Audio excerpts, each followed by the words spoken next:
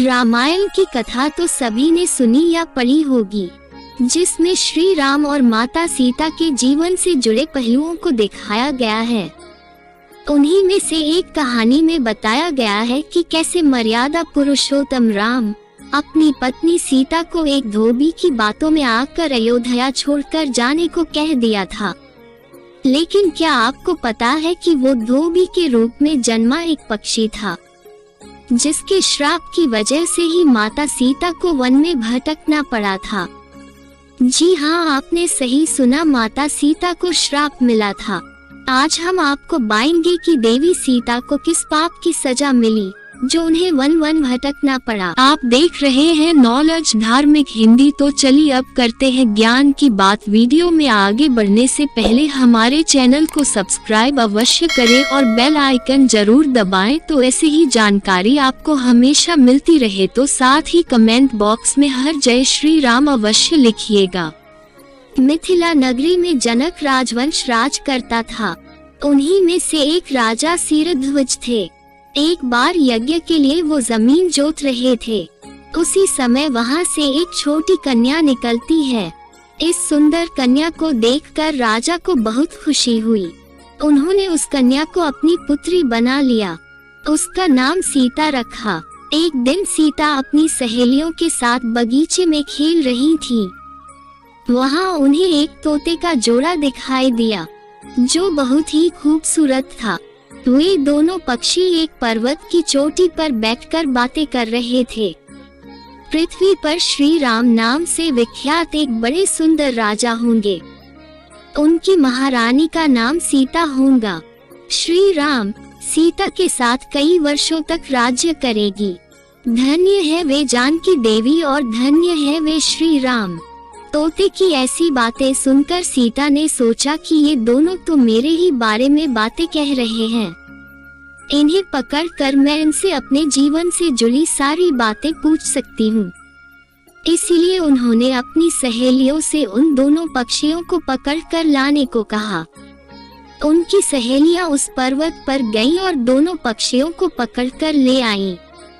माता सीता उन पक्षियों से कहती है कि तुम दोनों बहुत सुंदर हो, देखो, डरो नहीं, मैं तुम्हें कोई नुकसान नहीं पहुंचाऊंगी। तुम बस मुझे ये बताओ कि तुम कौन हो और कहां से आए हो।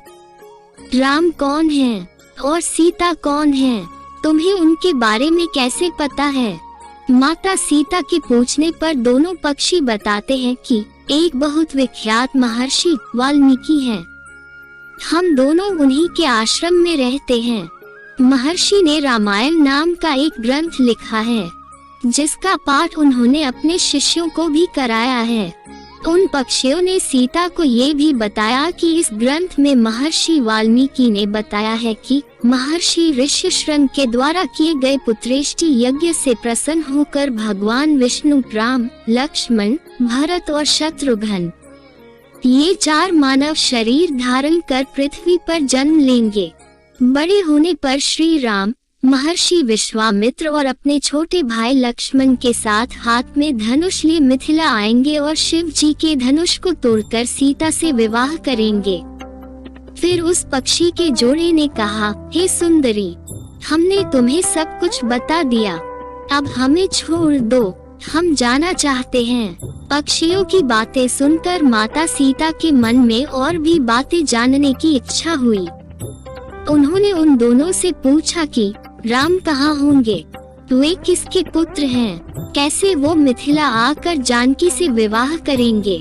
नर तोता बोला कि श्री रामचंद्र का मुख कमल के समान सुंदर, नेत्र बड़े बड़े और खिले हुए, नासिका ऊंची, पतली भुजाएं घुटनों तक, गला शंख के समान होगा।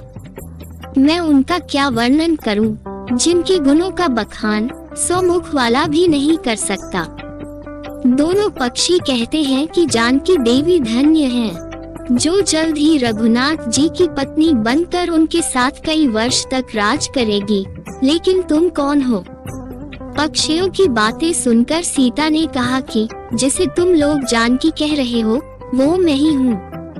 माता सीता उन्हें कहती है कि मैं तुम दोनों को तभी छोड़ूंगी जब श्री राम यहाँ आकर मुझसे विवाह करेंगे तब तक तुम दोनों आराम से मेरे घर में रह सकते हो। ये सुनकर मादा तोता जानकी से कहती कि हम वन के पक्षी हैं, हमें घर में सुख नहीं मिलेगा।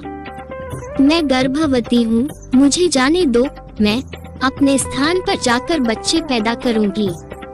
आप चाहे तो उसके बाद फिर से यहाँ आ जाऊंगी। उसके कहने पर भी सीता जी ने उसे नहीं छोड़ा। तब उसके पति यानी नर तोते ने कहा, सीता मेरी पत्नी को छोड़ दो, वो गर्भवती है। जब ये बच्चों को जन्म दे देगी तब उसे लेकर मैं फिर तुम्हारे पास आ जाऊंगा। तब माता सीता ने कहा, तुम आराम से जा सकते हो, लेकिन ये मुझे बहुत पसंद है। तुम घबराओ नहीं, मैं इसकी अच्छे से देखभाल करूंगी। जब सीता ने उस मादा तोते को छोड़ने से मना कर दिया तब वो पक्षी दुखी हो गया। पक्षी दोबारा सीता जी से निवेदन करता है कि मैं अपनी पत्नी के बिना जिंदा नहीं रह सकता, इसलिए इसे छोड़ दो। माता सीता तुम बहुत अच्छी हो, मेरी प्रार्थना मान लो। इस तरह उसने बहुत समझाया, लेकिन सीता ने उसकी पत्नी को नहीं छोड़ा। तब मादा पक्षी ने क्रोध में सीता को श्राप दिया कि अरे, जिस प्रकार तू मुझे इस समय अपने पति से अलग कर रही है, वैसे ही तुझे भी स्वयं गर्भवती की अवस्था में श्री राम से अलग होना पड़ेगा। कुछ दिन बाद पति से बिछड़ने के दुख में मादा पक्षी के प्राण निकल गए। पत्नी की मौत हो जाने पर नर पक्षी दुखी हो गया। फिर वो सीता जी से बोला कि मैं मनुष्यों से भरी श्री राम की नगरी अयोध्या में जन्म लूंगा। मेरे ही कारण तुम्हें पति के वियोग का दुख उठाना पड़ेगा। ये कहकर वो वहाँ से उड़ जाता है। कुछ साल बाद उसका जन्म अयोध्या में धोबी के घर हुआ।